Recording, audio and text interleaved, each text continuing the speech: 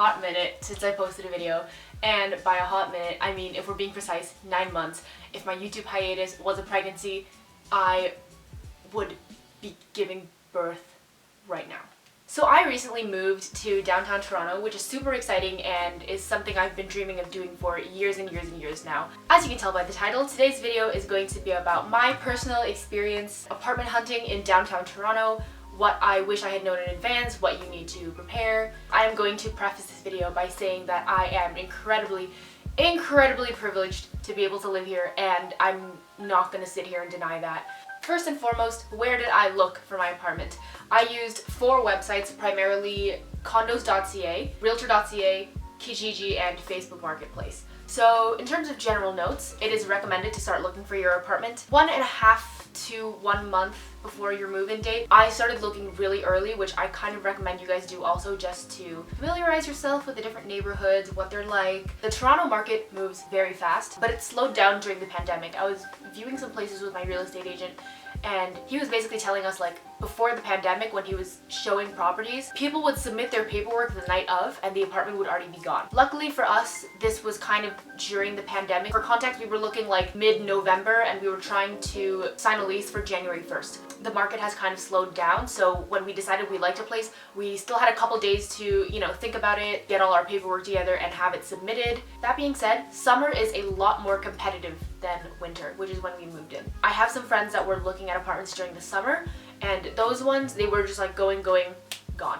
Like, they would see an apartment, submit their paperwork the same day they viewed it, and it would already be gone. They would make an appointment to go to a viewing, and by the time they got to the viewing, the apartment was gone. Again, there's a lot more options during the summer because people are moving in and out of the city. Winter is a lot less competitive, and correct me if I'm wrong, I have noticed that rent is a little bit cheaper in the winter. Alright, so the next kind of general thing I'm going to talk about is working with a real estate agent. As someone who did do that, it is something I recommend. A lot of people are hesitant to work with a real estate agent because they think it'll cost them extra money. At least in Toronto, to my knowledge, it doesn't cost you anything extra to use a real estate agent. And so you might be thinking like, oh, what's in it for them? Why would they help me if I don't have to pay them? They get paid through the landlord, so when you sign your lease, they'll get paid 1/2 of your 1 month's rent, I believe. Correct me if I'm wrong. It doesn't cost you anything extra, so I would highly recommend it, just because they can really help you get your paperwork in, and they can help you make yourself as a tenant look better to a landlord. That being said, you can only work with one real estate agent at a time, so I would really recommend just calling up a few real estate agents, making sure they know the area, and just making sure that you know them as a person and they're super reliable and they'll reply quickly. One more thing is that I would recommend preparing your paperwork package before you go to your viewings, just because right after your viewings you're going to want to submit that right away. So what paperwork do you need to rent an apartment? Again, I'm just speaking from my experience, but for all 3 of us, so I have 2 roommates, it's me and 2 other people, and we all have guarantors, so like co-signers like our parents. Credit scores and credit reports to see whether you have any debt, whether you have like bankruptcy or anything. Proof of income or proof of employment. So I had to provide 2 previous paychecks and my co-signer's proof of employment as well. They also need references, so if you have previous landlords, or if you don't, you can just like put your boss or your coworker. And also they need a piece of valid government issued ID. Okay, so before we get into the apartments that we viewed, let's talk about our personal criteria and our situation as tenants. We are 3 students, 2 of which don't have a credit score, and that means that we each needed a co-signer, so in total there were 6 people on our lease. Getting the paperwork together for 6 people is a little bit stressful, but if you're a student, that is probably going to be the situation. We had an absolute maximum budget of $3,200 for a 3-bedroom apartment because my roommates' budgets individually were $1,200, $1,000, and $1,000. We wanted an apartment that was ideally walking distance to school, just because paying a lot for the TTC or buying a monthly pass would be,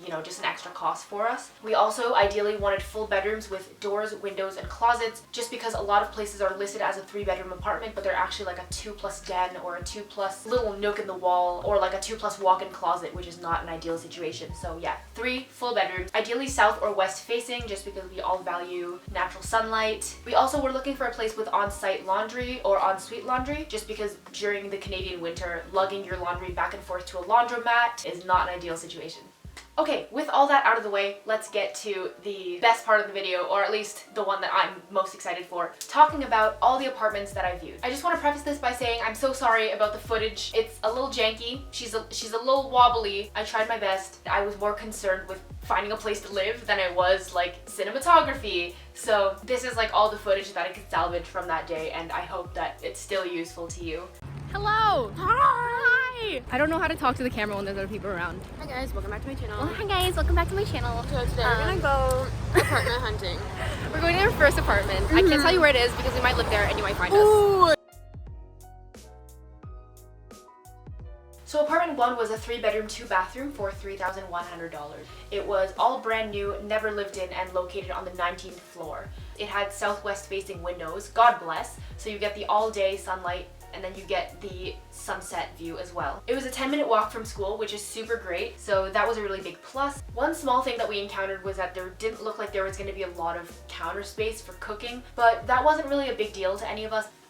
One thing that we were kind of worried about was that when we looked out the window, we had a direct view of a construction site that looked like it was just starting to get built. So we were a little concerned about the noise level, but we asked our real estate agent and he said, like, since you're on the 19th floor, like, you're gonna be able to hear it, but it's not gonna be loud enough to like wake you up. It was in an area super close to the school that kind of like had a janky rep. In the past decade, the area has become a little bit safer just because of like young people moving in and new condos being built. We love gentrification.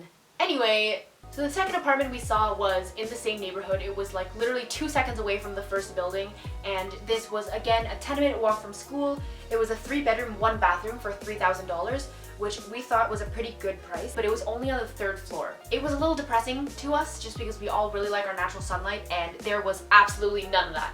We'd initially thought that because it had south-facing windows that we would have natural sunlight, but then we realized there was a building built right next to it that was blocking all the sunlight from coming into the windows. Not only that, the bedrooms did not have ceiling lights installed. So me and my roommate were just walking around kind of vibing and being like, you know, it's a little dark, but we can make it work. Like, it's cute, it's a good price, you know what I mean? As soon as we started saying that, someone honked downstairs and we were like, absolutely not, that is so loud. And the windows were shut. The windows and doors were fully shut and we could hear everything. So we were like, okay, no, we're leaving.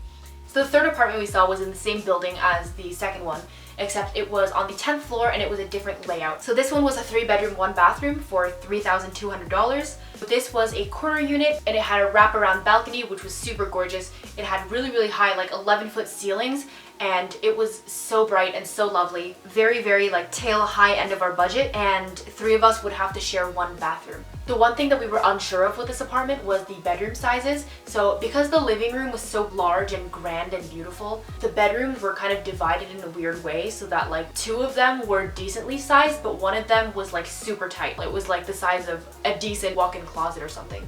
That being said, this place did not have utilities included. It was at the highest end of our budget, but it did have ensuite laundry, so that was great. So the next place we saw was a 2nd floor walk-up between Kensington Market and Harvard Village. So it was about a 30-minute walk from school. This was a 3-bedroom, 1-bath for, I believe, $2,800, which was really, really good for our personal budgets. But again, it was a bit further from school. However, great size. The bedrooms were huge. They were so big. We liked the separate kitchen. The windows were really nice. I don't know if you can see them clearly in the video, but like really high ceilings, great sunlight. We were actually kind of considering this one. So the next place we saw was a 2nd floor walk up on Queen Street West. It was, I think, again, about a 30-minute walk from school. This was a 3-bedroom, 1-bathroom at $2,800, so super good price. It was a good walkable area, so really, really pedestrian heavy street, you know, Queen Street West. Most colder days or days where I was in a rush, I would have to be taking the bus to school. This place was newly renovated, but it had kind of an awkward living room layout in the sense where like we didn't know how we were gonna place a sofa or a TV, if those were like, you know, things you have in a living room. We had no idea how we were gonna make that work. The bedrooms were the only places with windows. So there were 2 bedrooms with south-facing windows and 1 bedroom with a north-facing window.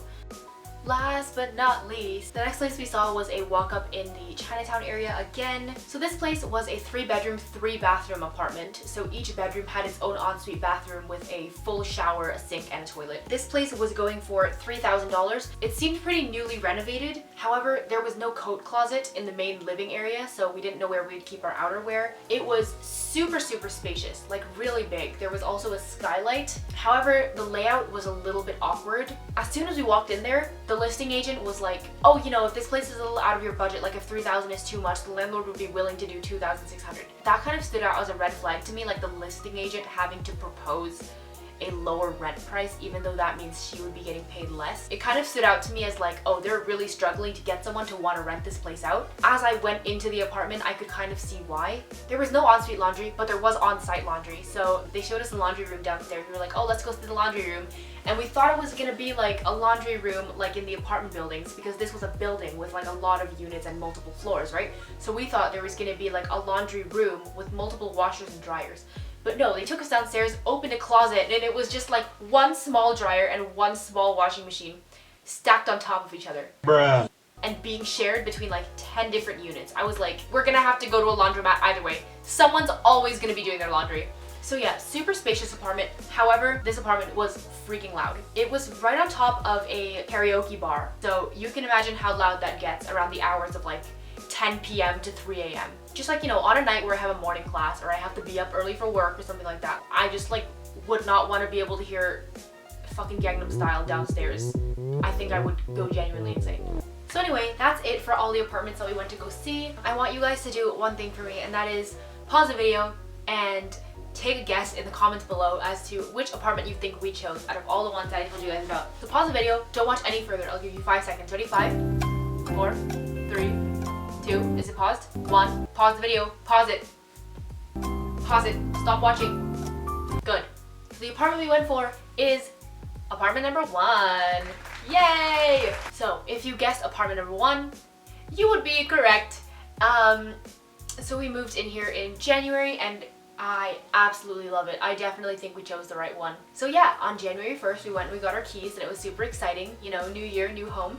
And so here I am. I'm living in downtown and everything's great. I could not be more grateful for just having the opportunity to live here. Like sometimes I wake up and I look out the window at the city and I'm like, holy shit, like I live here now. Sometimes I just get really nostalgic to those times where I would drive down to the city or take the subway and I used to always think like, one day in the far future I will live here. And now I do, and it's freaking crazy and I'm so happy. Thank you guys so much for watching this video. I hope that it was helpful or at least entertaining to you. So yeah, I'm planning on filming a little life update video to kind of explain further why I've been on break, where I've been, what I've been up to. So keep your eyes open for that. And I guess that's it. Thank you so much for watching and I'll talk to you soon. Bye!